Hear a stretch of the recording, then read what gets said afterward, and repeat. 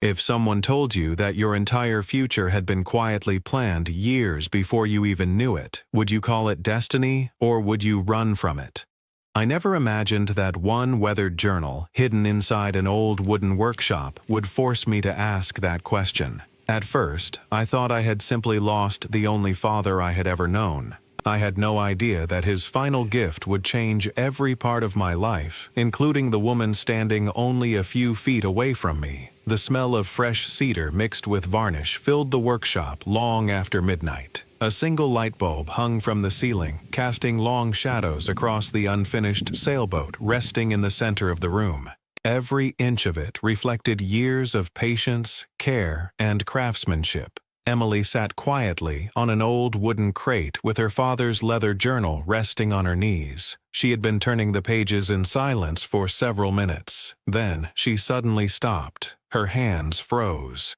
A tear slipped down her cheek. When she slowly looked up at me, I saw something in her eyes I had never seen before. Fear, hope, disbelief. "Luke," she whispered, "my dad. He chose you for me." For several seconds I couldn't move. The rag I had been using to polish the wood slipped from my fingers onto the floor. Nothing made sense anymore. But to understand how we arrived at that moment, I have to take you back 7 years. My name is Luke Carter. I am 31 years old, and I build wooden boats on the rugged coast of Maine. People around here know me as a craftsman now. They respect my work. Some even ask me to teach their sons. But that wasn't always my life. Not even close. I wasn't born in this town. I wasn't born into a family that believed in hard work or second chances. I grew up moving from one foster home to another. I never met my father. My mother disappeared before I was old enough to understand why. Every place I stayed felt temporary.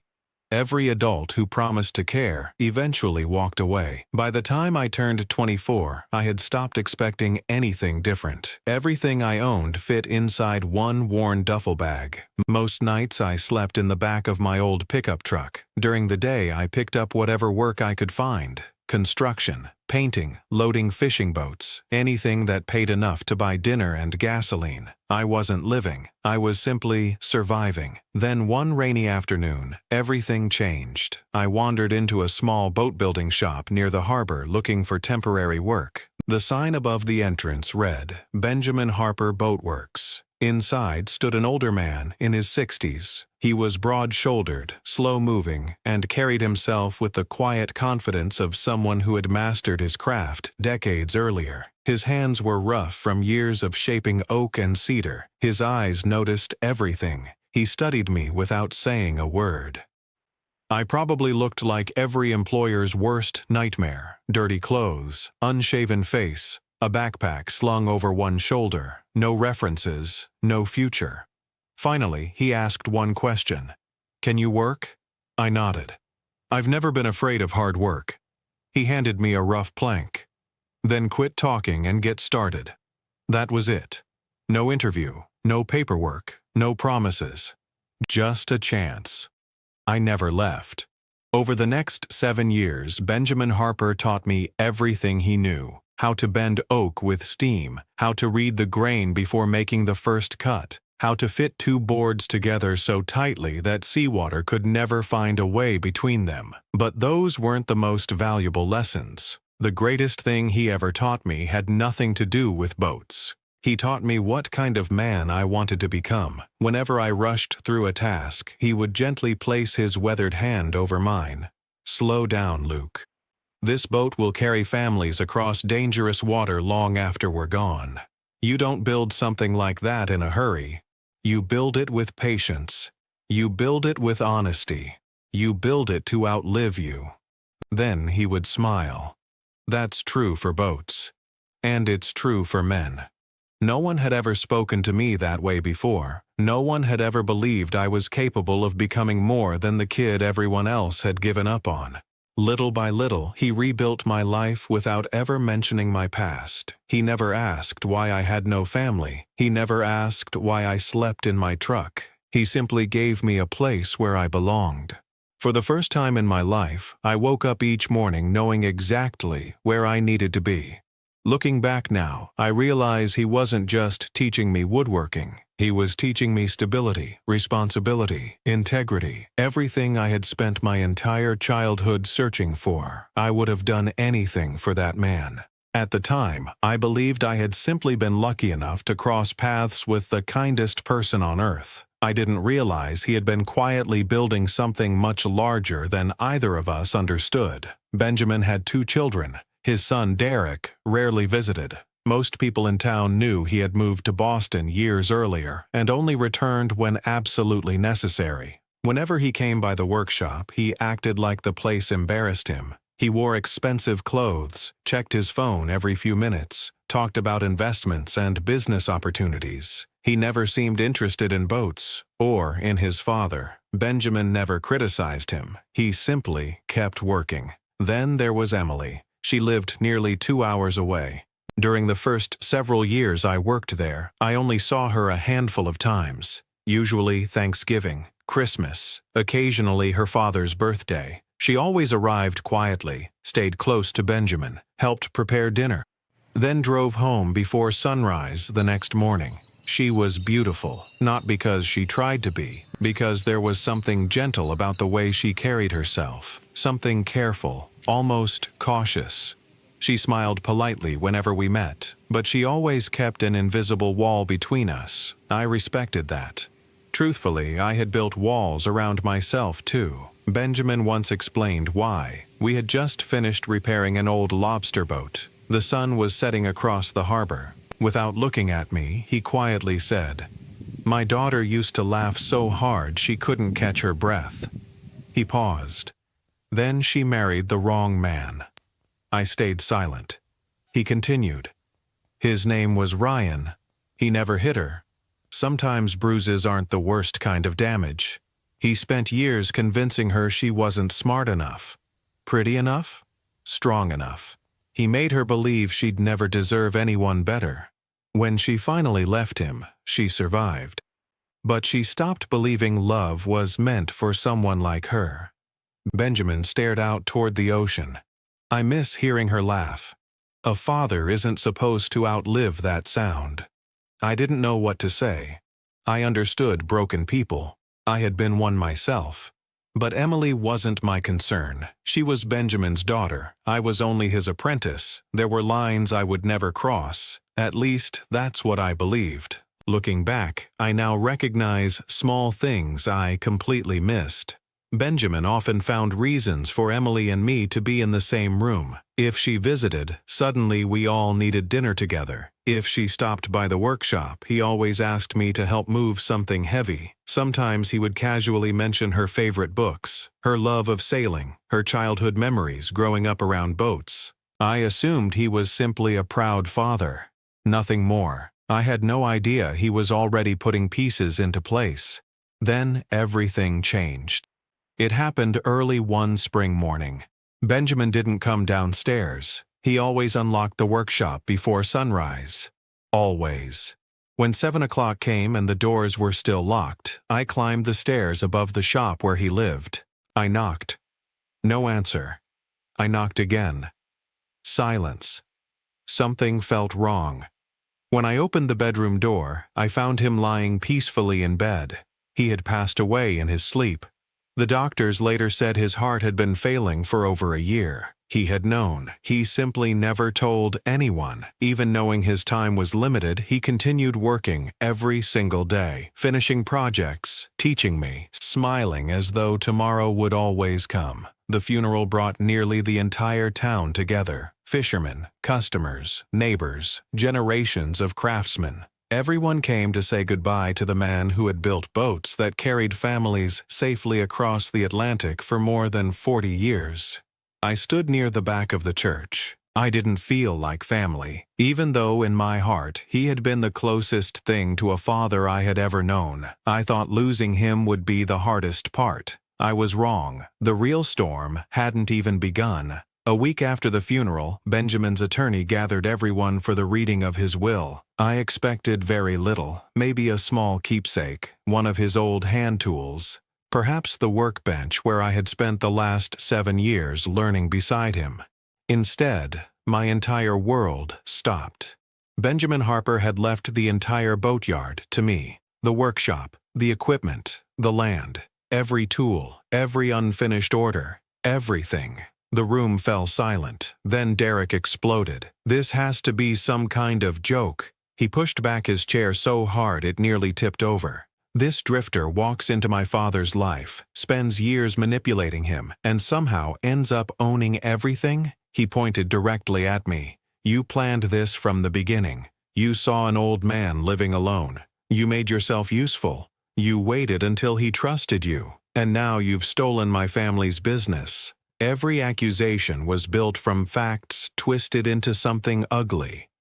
Yes, I had arrived with nothing. Yes, I had stayed for 7 years. Yes, Benjamin had left me the workshop. But Derek conveniently ignored everything that mattered. He ignored every lesson, every sacrifice, every sunrise we spent working side by side. He ignored the love Benjamin had freely given me. For a brief moment, I noticed people around the table exchanging uncertain looks. That hurt more than Derek's words. I wanted to defend myself. Instead, I stayed calm. "I didn't ask for any of this. Your father made his own decisions. He was the finest man I've ever known. I'll honor whatever he wanted. If you challenge the will, that's your choice. But I won't pretend he didn't know exactly what he was doing." Emily sat quietly across the room. She hadn't spoken a single word. She simply watched me. Her expression was impossible to read. There was sadness, confusion, and perhaps the smallest trace of curiosity. The attorney handed me one final envelope, written entirely in Benjamin's handwriting. Inside was only one sentence. "Finish the boat. You'll know which one. Take your time. Do it right." That was all. No explanation, no instructions, just those words. The following morning, Emily appeared at the workshop. "I thought I'd help organize Dad's things." She looked around the room. "It still smells like him." I nodded. "Cedar, varnish, and the coffee he always burned." For the first time since the funeral, she smiled. "It really does." We spent the entire day sorting through decades of tools, blueprints, receipts, family photographs, and notebooks. Neither of us talked much. We didn't have to. Grief has its own language. Sometimes silence says more than words ever could. Late that afternoon, we walked toward the back corner of the workshop. Covered beneath an old canvas tarp sat the mysterious sailboat Benjamin had worked on for years. I had never touched it. Not once. Whenever I asked about it, Benjamin always answered the same way. "That one's waiting." Waiting for what? I never knew. Together, Emily and I pulled away the dusty canvas. The boat looked almost complete. Its graceful wooden hull reflected the afternoon sunlight pouring through the windows. It was the finest piece of craftsmanship I had ever seen. Benjamin had poured his heart into every inch. I unfolded the note again. "Finish the boat. You'll know which one." I looked at Emily. "I think this is the one." She slowly nodded. "I think you're right." So we began. Every evening after finishing customer orders, I stayed late working on Benjamin's final masterpiece. To my surprise, Emily kept coming back. At first, she only organized paperwork. Then she swept the floors. A few days later, she started bringing dinner. Eventually, she began handing me tools before I even asked, exactly the way Benjamin always had. Little by little, the workshop started feeling alive again. One evening, I accidentally made a terrible pot of coffee. Emily took one sip and laughed. Not politely, not quietly. She laughed so hard she nearly spilled the cup. Then she suddenly covered her mouth, as if laughing itself had become unfamiliar. I remembered Benjamin's words. My girl used to laugh like that. For a brief moment, I could almost imagine him standing beside us, watching, smiling. As the weeks passed, something else quietly changed. The invisible wall Emily always kept around herself began to crack. Not because either of us forced it, because trust arrived slowly. The same way Benjamin had taught me to build a boat, one careful piece at a time. Rain hammered the metal roof one evening while we worked late fitting interior planks. Emily climbed onto an old wooden crate beside the workbench. She handed me a mug of coffee with her left hand, exactly like Benjamin used to. "You know," she said softly, "I've always wondered something." "What? Why did you stay? You could have opened your own shop years ago." "Dad always said you were talented enough." I kept sanding the wood for a few seconds before answering. Because this was the first place that ever felt like home. I'd spent my entire life leaving places. When I finally found one worth staying for, I couldn't walk away. She stared quietly into her coffee. "I understand that. When I was little, this workshop felt safe. I used to sit right here while Dad worked. I'd hand him nails, paintbrushes, whatever he asked for." Her smile faded. "Then I married Ryan. For years I forgot what safe even felt like." She looked toward the rain running down the windows. "I thought every kind word came with a hidden price. I thought every man eventually wanted something." She turned toward me. "But you never rush me. You never interrupt. You never try to fix everything. You just listen." I shrugged awkwardly. "I'm not very good at talking." She smiled gently. "No. You're good at making people feel safe.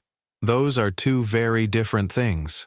Her words stayed with me long after she left that night, because the truth frightened me. Somewhere between the shared dinners, the long evenings, the laughter, and the quiet conversations, I had started falling in love with her. I tried convincing myself it was impossible. She was Benjamin's daughter. I had no right. Besides, she was still healing. The last thing she needed was another man complicating her life, so I buried those feelings as deeply as I could. At least I thought I had. Nearly 6 weeks after we began restoring Benjamin's final boat, I installed the last interior plank.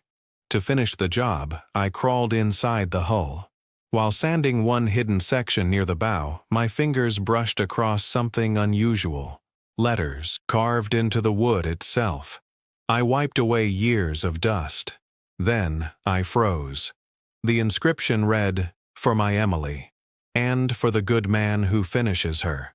My heart stopped.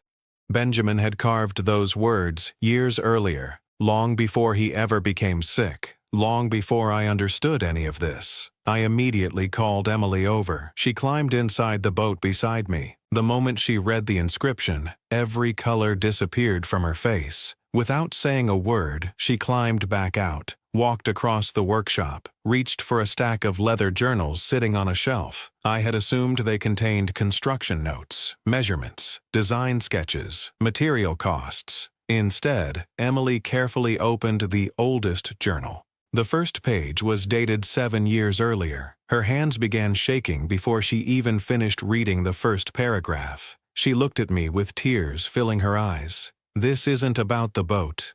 It's about us."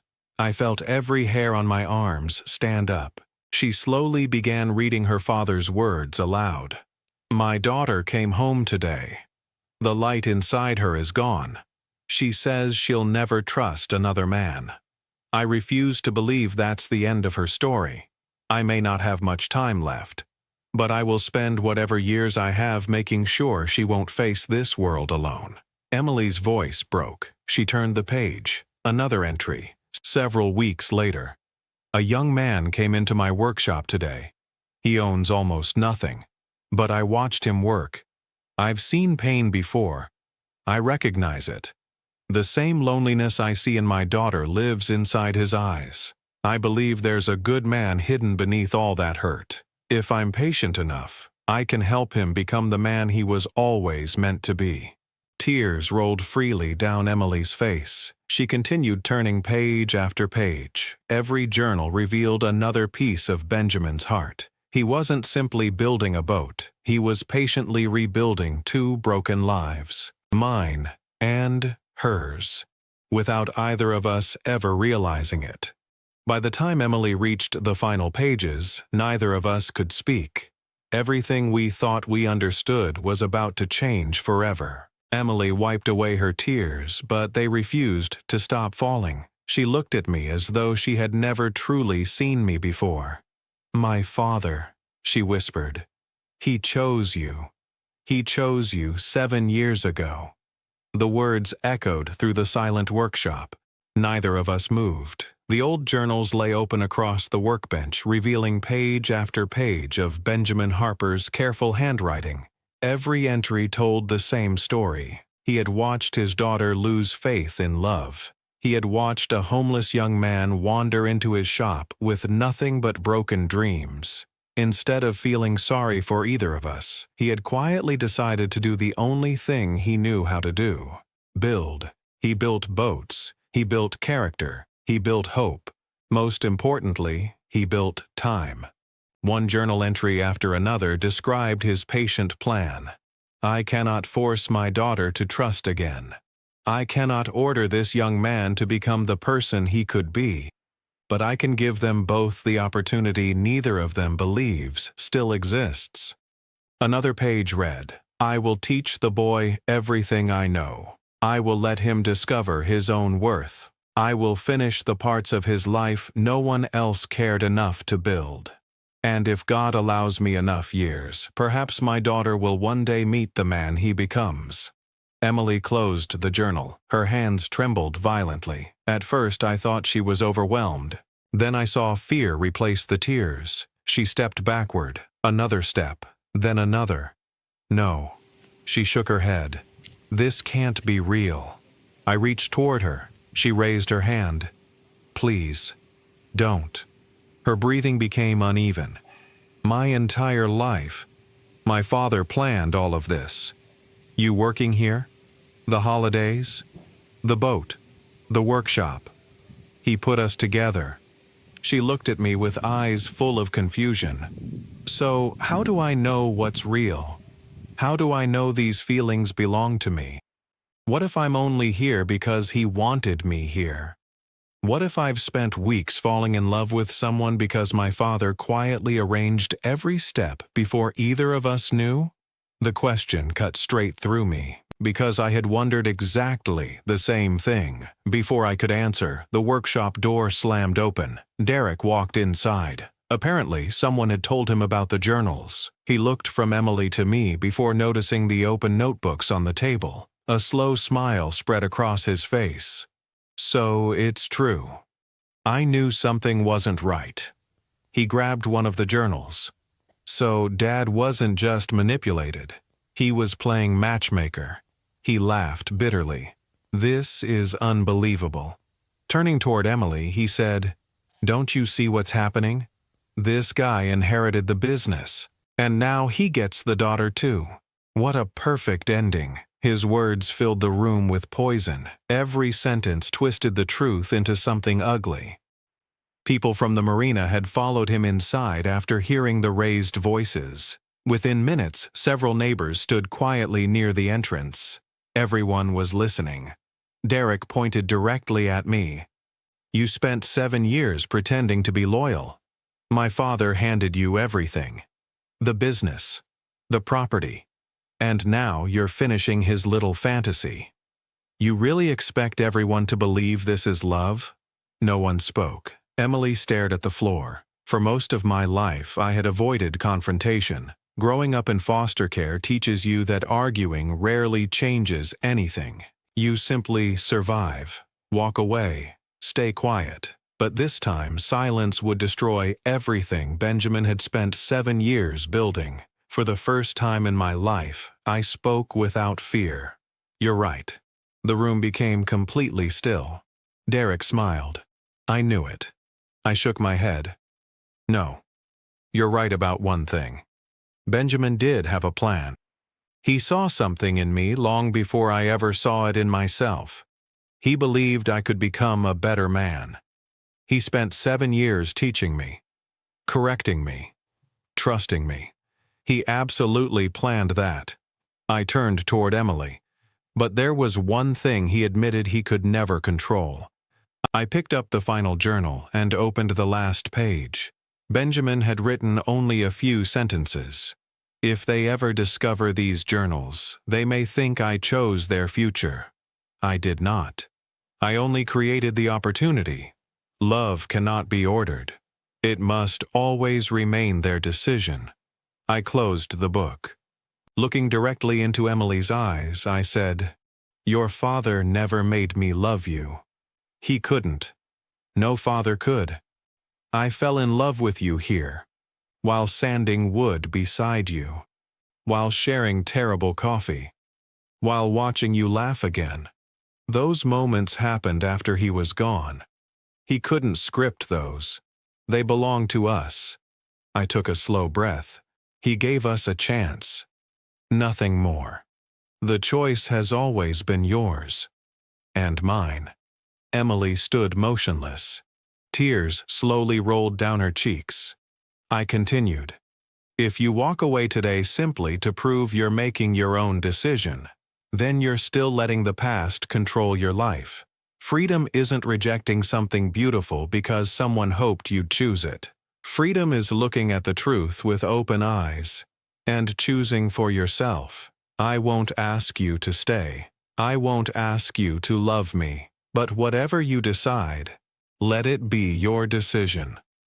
The workshop remained silent. Even Derek had nothing left to say. Emily slowly walked toward the unfinished sailboat. She climbed inside, ran her fingertips across the carved inscription, "For my Emily, and for the good man who finishes her." She closed her eyes. Several long minutes passed. Finally, she looked back at me. The fear was gone. For the first time since I had met her, every wall had disappeared. She smiled through her tears. "Then let's finish what Dad started. I don't mean his plan. I mean the boat." She held out her hand. "And after that, we'll discover the rest together." 3 weeks later, the entire town gathered along the harbor. Benjamin Harper's final sailboat rested on its trailer, polished until the cedar glowed beneath the morning sun. Old fishermen, neighbors, customers, friends, everyone had come. Even people who had not visited the workshop in years stood quietly along the shoreline. Derek never returned. Shortly afterward, he accepted the terms of the will, sold his remaining share of the family property, and moved away. Some battles are never won. Sometimes the greatest victory is refusing to let bitterness write the ending of your story. Emily and I carried the boat into the water together. As the hull touched the ocean for the very first time, everyone held their breath. Not a single drop of water entered. She floated perfectly, balanced, strong, exactly as Benjamin had intended. Emily laughed, not the careful smile I had grown used to. A full laugh, the kind her father had once described. The sound echoed across the harbor. For just a moment, I could almost believe Benjamin was standing somewhere nearby, smiling quietly, with his hands folded behind his back. Before we climbed aboard, Emily opened the oldest journal. She read one final passage aloud. "The young man who walked into my shop owns almost nothing today. But one day he will become the richest man I know. Not because of money, because of the life he will build." She closed the journal, looked directly at me. My father was right. Months later, we were married on that same shoreline. Instead of leaving in a limousine, we sailed away aboard Benjamin's final boat. Today, the sign above the workshop reads, "Harper and Carter Boatworks." Benjamin's name comes first. It always will. Because before he taught me to build boats, he taught me how to build a life. Emily and I now have a little daughter. Sometimes she sits on the exact same wooden crate where her mother once handed tools to her grandfather. And every time I hear Emily laugh with our little girl, I remember Benjamin's words. A father should never outlive the sound of his daughter laughing. Somehow, he never did, because that laughter still fills this workshop every single day. Looking back, I finally understand what Benjamin truly gave us. He didn't choose who Emily would love. He didn't choose who I would become. He simply believed in two broken people before either of us believed in ourselves. He offered us one opportunity. The rest was our choice. That is what real love looks like. It never controls. It never forces. It simply opens a door and trusts you to walk through it when you're ready. If someone has ever believed in you before you believed in yourself, I'd love to hear your story. Share it in the comments because those people deserve to be remembered. And if this story touched your heart, don't forget to like the video, subscribe to the channel, and turn on notifications so you won't miss our next unforgettable story.